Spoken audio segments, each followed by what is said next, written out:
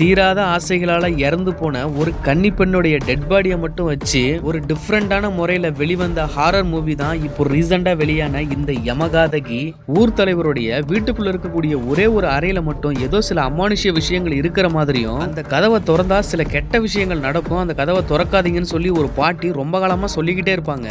அதையும் மீறி அந்த வீட்டுல இருக்கக்கூடிய ஒரு கன்னி பெண்ணு அந்த ரூம்ல இருந்து ஏதோ ஒரு கெட்ட வாடை வருது, அதை திறங்கன்னு சொல்லி சொன்னதுனால அன்னைக்கு நைட்டே அந்த பொண்ணு தூக்கு மாட்டிக்கிட்டு தற்கொலை பண்ணிக்கிறா. இறந்து போன பொண்ணை தூக்கிட்டு போயிட்டு அடக்கம் பண்ணலான்னு எல்லாரும் சேர்ந்து தூக்கும் போது அந்த பொண்ணு எழுந்திருச்சு உட்காந்துருவா. இதுக்கு அப்புறம் தான் படத்துல ட்விஸ்ட் அண்ட் சஸ்பென்ஸ்னு அடுத்தடுத்து நிறைய விஷயங்கள் இந்த படத்துல சொல்றாங்க. சாதாரண சண்டேல இறந்து போன அந்த பெண்ணோட தற்கொலைக்கு பின்னாடி இவ்வளவு விஷயங்கள் இருக்கா அப்படின்னு தான் நமக்கு அதுக்கப்புறம் தெரிய வருது. ஒரு லோ பட்ஜெட் ஹாரர் மூவியா இருந்தாலும் இந்த படத்துக்கு கேமரா ஒர்க்கும் பேக்ரவுண்ட் மியூசிக்குமே ரொம்பவுமே எஃபர்ட் போட்டு எடுத்திருக்காங்கன்னு தான் சொல்லணும். ஒன் டைம் பார்க்கக்கூடிய ஒர்த்தான படம் தான்.